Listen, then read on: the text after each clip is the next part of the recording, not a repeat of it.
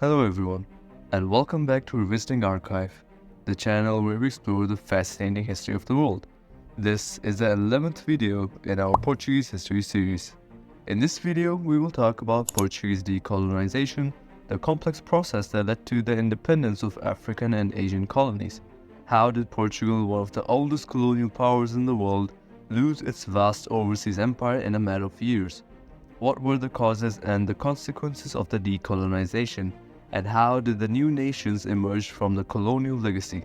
Let's find out. Portugal was one of the first European countries to establish a global empire, starting from the 15th century when Portuguese explorers reached Africa, Asia, and the Americas. Portugal's empire was based on trade, exploration, and missionary work, and spanned across several regions, such as Morocco, Angola, Mozambique, Guinea-Bissau, Cape Verde, São Tomé and Príncipe, Brazil, Goa, Daman and Diu, Macau, Timor, and Malacca. Portugal's empire reached its peak in the 16th century, when it controlled the lucrative spice trade and dominated the Indian Ocean. However, Portugal's empire also faced several challenges and decline, such as the competition and the conflict with other European powers, the loss of Brazil in 1822, the rise of nationalism and anti-colonialism in the colonies, and the isolation and backwardness of the metropole. Portugal's decolonization was a long and turbulent process that took place in the second half of the 20th century and was influenced by several factors, such as the end of World War II, the emergence of the Cold War, the rise of the United Nations, the wave of decolonization in Asia and Africa, and the change of regime in Portugal. Portugal's decolonization was also marked by several phases and events, such as the Indian annexation of Goa, Daman and Diu in 1961, the Portuguese Colonial War from 1961 to 1974, the Carnation Revolution in 1974, and the independence of the African and Asian colonies from 1974 to 1999. Portugal's decolonization was also characterized by several features and outcomes, such as the resistance and the violence of the colonial war, the haste and the chaos of the independence negotiations, the conflicts and the migrations of the post-colonial period, and the legacy of the memory of the colonial past. Portugal's decolonization began with the Indian annexation of Goa, Daman and Diu in 1961, which ended 4 centuries of Portuguese presence in the subcontinent.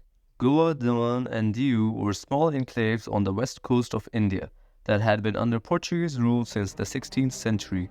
They were important for Portugal's trade and prestige, and they had a distinctive culture and identity, influenced by the Portuguese and the Indian elements.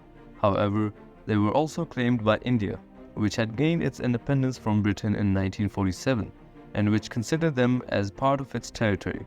India tried to persuade Portugal to cede the enclaves peacefully, but Portugal refused, arguing that they were integral parts of Portugal and that they had the right to self-determination. India then decided to use force and launched a military operation known as Operation Verde on 18 December 1961.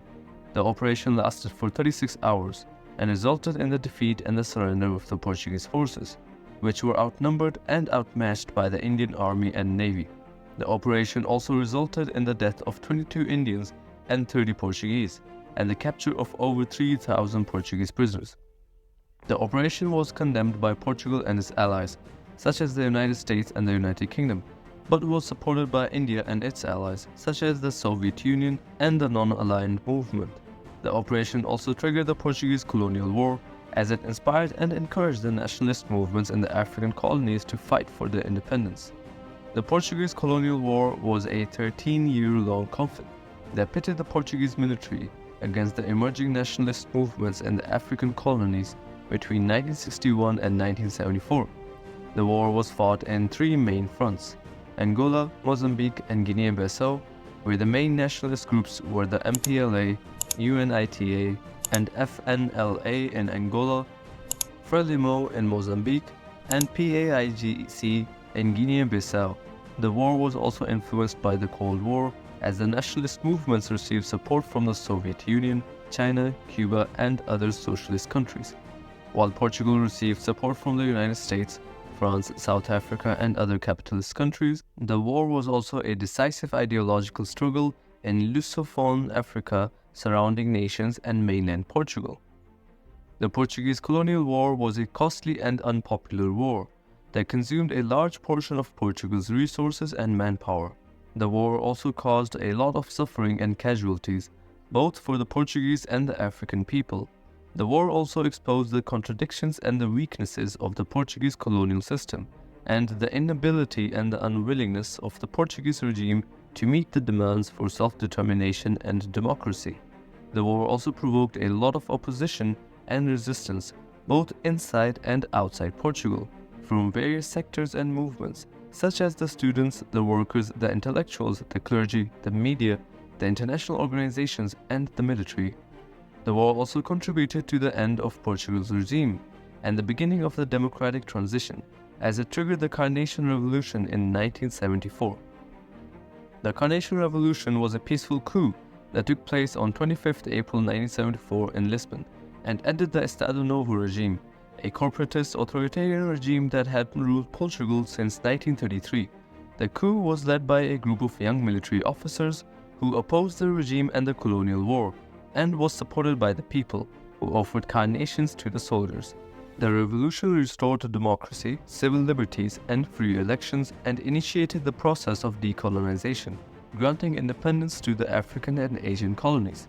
The decolonization of the African and Asian colonies was a rapid and chaotic process that took place from 1974 to 1999 and was influenced by several factors, such as the pressure and the expectations of the nationalist movements, the instability and the uncertainty of the provisional government, the interference and the interests of the foreign powers, and the diversity and the complexity of the colonial situations. The decolonization was also marked by several phases and events, such as the Alvar Agreement and the Lusaka Accord, the independence of Angola, Mozambique, Guinea-Bissau, Cape Verde, and São Tomé and Príncipe in 1975, the Indonesian invasion and annexation of East Timor in 1975 to 1976, the independence of East Timor in 2002, and the transfer of sovereignty over Macau to China in 1999. The decolonization was also characterized by several features and outcomes, such as the violence and the conflict of the civil wars, the migrations and the displacements of the populations, the cooperation and the integration of the Lusophone community, and the legacy and the memory of the colonial past. Portugal's decolonization was a complex and controversial process that involved political, economic, and cultural changes, both for Portugal and its former colonies. Portugal's decolonization was a long and unfinished process that still raises questions and debates, such as the responsibility and the accountability for the colonial crimes, the recognition and the compensation for the colonial victims, the preservation and the promotion of the colonial heritage, and the reconciliation and the dialogue between the former colonizers and the colonized. Portugal's decolonization was also a unique and remarkable process that shaped the history and the identity of Portugal and its former colonies, and that influenced and was influenced by the world.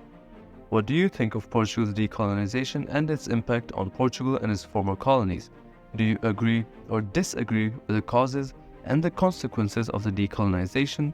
Let us know in the comments below. And don't forget to like, share, and subscribe to Revisiting Archive, where we explore the fascinating history of the world. Thank you for watching, and as always, keep revisiting the archive.